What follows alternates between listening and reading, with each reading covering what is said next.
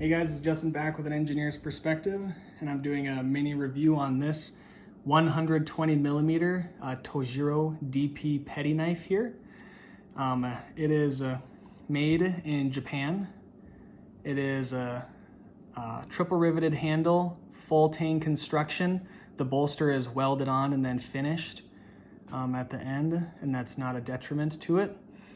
The knife, as I mentioned, is a 120 millimeter blade. Its height is at 24.1 millimeters at the back here. 2 millimeter thick spine, weight 57 grams or 2 ounces. The steel on it is a 3-layer construction VG10. So you've got your soft outer stainless cladding, and the center core is at hard VG10 at about 60 Rockwell. I will say that Tojiro does a decent job on their VG10, but it does seem to be a little bit softer than maybe some of the other higher end cutlery. But this is a really good deal for what you're getting, and it's notably harder and higher edge retention than any German knife you'll ever come across. Edge retention on that topic. So this knife here is sharpened to about 13 degrees per side. So that would be 26 total, but 13 per side. And it's about 10 thousandths right behind the edge, right on that shoulder there. So quite thick for my preferences in a paring knife. These can be laser thin with no consequences because you're not smashing them into cutting boards or cutting really hard things with them, generally speaking.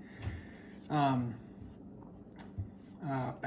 and handle diameter, I almost forgot. Not that it really matters, but balance is on that, just behind that first rivet there, right there. Handle diameter at its thickest point, top to bottom, is 14.8 millimeters. And that's kind of where it really falls short for me, is I like a lot about this knife, but with it being so tall in the blade and then so skinny in the handle, I have a hard time controlling it. Like, I don't have enough leverage to turn it as I'm, say, turning an apple or something with it. But I'm just gonna kind of show a demonstration with this strawberry here. Just kind of cut the top off. It's actually a little bit frozen. And the other thing is with that very tall blade, it's when you're trying to make a turn inside of a product, it doesn't want to turn, it resists it because it's so thick. So generally for paring knives, I prefer a much short, not as tall blade, a thin one. And then you can do a little bit of board work with it if you would like. With the tip there.